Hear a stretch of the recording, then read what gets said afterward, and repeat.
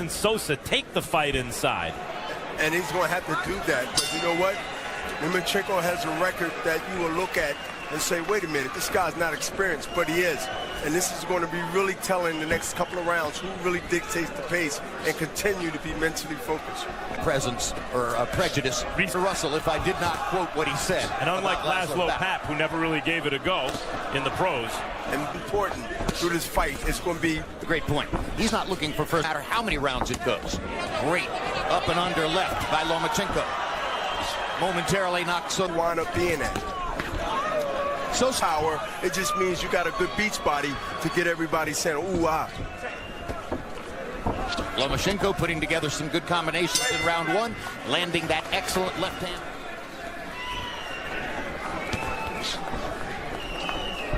See inside, because if he don't, with punch lines where you got to keep rewinding. It's a low blow. Chevalier stepped forward and said something to Sosa. So in effect, Lomachenko ruled it a low blow. Yeah, well, Fighters fight the way Lomachenko. Not even Pernell Whitaker. Right. He had power too, but he had reflexes and instincts. Yep. Bernard Hopkins got a pretty good close look at Roy Jones twice. Got a better look at him the second time. Body shots landing for Lomachenko. Combination upstairs. Another combination upstairs. Lomachenko, too much hand speed. Too much hand speed and too much feet position. Look where his feet is being positioned. And that's important because he's firing off those angles, which Sosa wasn't his fault, but it looked like a low blow, but it wasn't. But when a royalty fighter like Lomachenko stands up... Well, if you see the fist land in the middle of the groin, a lot of times you're going to get that call. Cut right there. That great featherweight. One of the greatest fighters who ever lived. To fight on Panamanian turf against a Panamanian fighter. And they chose this instead. If you look at Lomachenko, he takes those steps to the right and to the left, sort of like Mike Tyson used to do to set up his punches from the right or left. 30-27, Vasily Lomachenko. You know, Jim, he's just Sosa. The only way Sosa can win this fight is if he nails him. I mean, he's got to land something really big.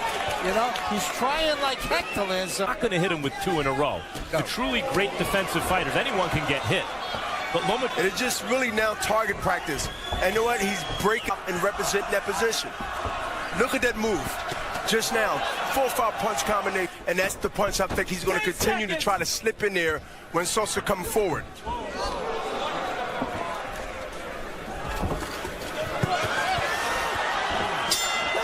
Typical Lomachenko, grease off his face, and here we go. And you can see total punches landed. Lomachenko more than tripling Sosa so far. Straight left hand by Lomachenko. Borges Sosa has a good chin because he got hit just now with a right hook, but he also got hit before that with a straight left hand. Lomachenko, you can hit him here and there.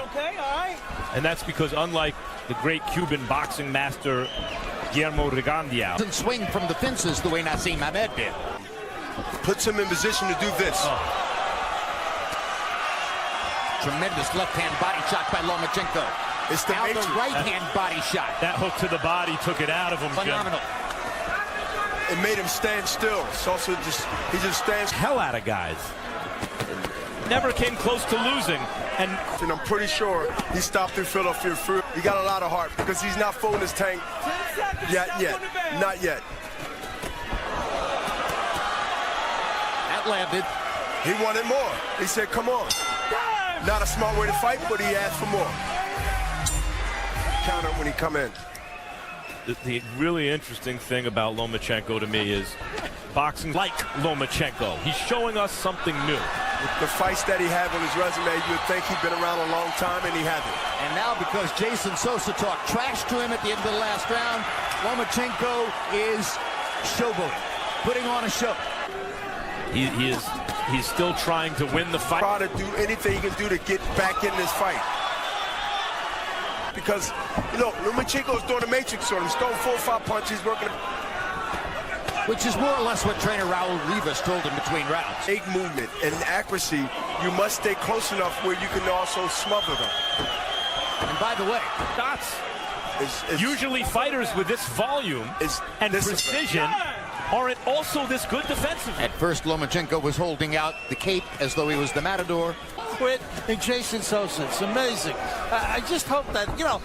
Then he getting now because Sosa's taking all the punch along with the hands and be able to execute. There was a body shot.